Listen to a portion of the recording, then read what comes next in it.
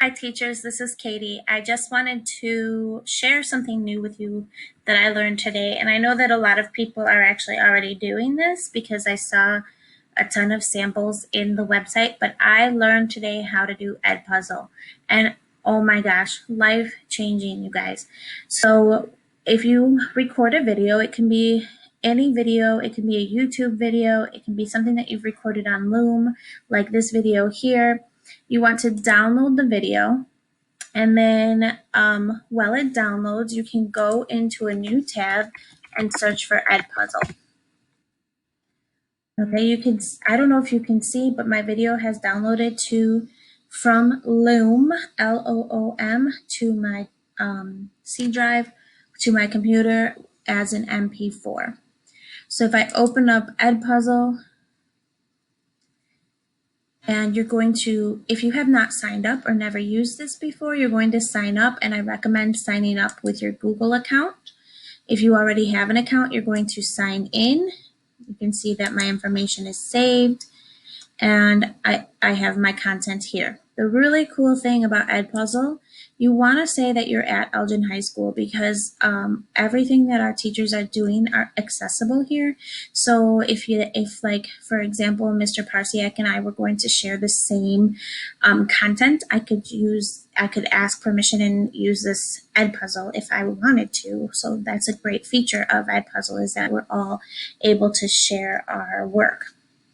Okay, so I want to add my own video, so I'm going to add content here. I'm going to upload a video. I'm going to choose a file. Mine is already in my downloads right here, access to libguides. And then at first when I saw this, I was super confused, like, where did it go? Well, it's updating here at the bottom, and then it will show up in my content. It does take a little while for it to prepare.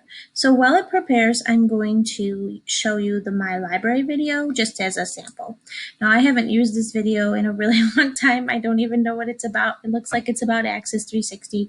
So just so you know, I don't know what's going to happen here. So if I was playing the video and like at this point I wanted to add a note, I edit the video. So the nice thing about EdPuzzle is that you can put questions in your video for the students to respond to and reflect on, so that it's already like an assignment that they would complete, and it's right within the video. You don't have to have an extra Google Doc or anything like that. And it saves, EdPuzzle saves all of the students' work individually, so it makes them a copy of their own work so that they're not all commenting on the same question. You can choose a multiple choice question, an open-ended question, or to add a note. If you add a note, you can record an audio note here for the students to play. This is especially helpful for those students with vision issues or who are more auditory learners. This is a note, and then when you save it, it becomes a little, what I call a teardrop underneath the video at that time. When the students are watching, they'll just receive the note, and then they have to continue in order to continue playing the video. If you know the next spot where you want the next question to be, for example, right here, I could add another question by clicking on the multiple choice question. Have you read this book? And then one of my choices is yes, no, and then right here the X means that it's the incorrect answer and the check means that it's the correct answer. Obviously neither of these would be an incorrect answer, so I want both of them to be correct. It will grade for you, so if you choose one to be correct or incorrect and the student gets it wrong, it shows a huge red like line at the top of their video when they get it wrong. So if this is a reflection question that it doesn't matter what their answer is, make sure you choose both of them to be correct. Save the question, another teardrop will appear where that question will be. You can see that the student will have to respond yes or no. And I can keep going. Let's see what it is. Okay, Miles Morales, Spider-Man. My last choice here is an open-ended question. What is your favorite superhero comic? And then save. And it's going to ask, and when it shows the students view here, it will have a text box for them to write in. When I'm done, I click finish, and I can assign this to a class right in EdPuzzle, or I can or I can add it to my Canvas. So let's go to Canvas. If you're done and you know how to do this, you might want to stop now. If not, you can come with me and we can go into Canvas and add this as an assignment. So in Canvas, I'm going to work in my sandbox because then nobody will be affected by it. You're going to go to the place where you post assignments. So if you're posting assignments in modules, you could add the assignment here. If you're posting assignments in assignments, you can add the assignment here. All of my assignments are samples because this is my sandbox where I just play around and I try new things. So this is my lib guide EdPuzzle. I'm sorry, no it's not. Oh yes it is, lib guide EdPuzzle. And then Mrs. Schroeder and I were doing this earlier, and we decided we needed to add instructions for the students in case they had never seen an EdPuzzle before. So to keep it simple, I think we said, please watch this video and respond to the reflection questions. Okay.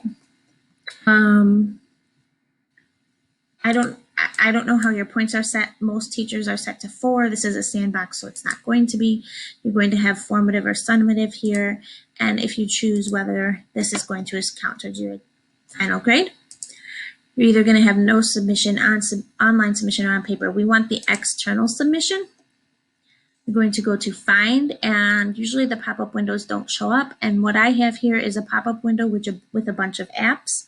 The app that I'm going to choose is EdPuzzle. I'm not sure if you can see my app here, but what showed up for me was actually my content from EdPuzzle. So when I clicked on that, I was able to see this, all of these videos. Okay, and the one that I actually edited was my library, I think. Yeah, see, my library is the one with the questions at the bottom. So if I scroll down and I go to my library, I can see I have 3 questions.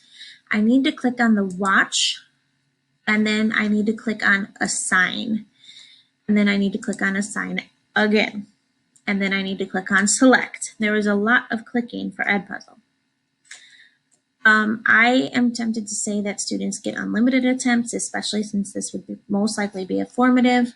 If you want this to show up on their task list, there must be a due date. So if your due date is, for example, tomorrow, that would be the date that you choose. And then when you would have it available for, I don't know, today through the end of the month. And then you want to save and publish. If you are not ready to publish, you would just save it and then you can publish it when you are ready. Now, what you see is not what the students will see. Okay, what you see is your EdPuzzle account. What the students will see will be the student EdPuzzle account, which I know is super confusing, but I have no way to show that to you because I don't have a student Google login. But hopefully everything that we did makes sense, and hopefully the students are able to access their EdPuzzles. We found this to be super fun and super helpful, and I encourage you to try this new resource. Have a great day.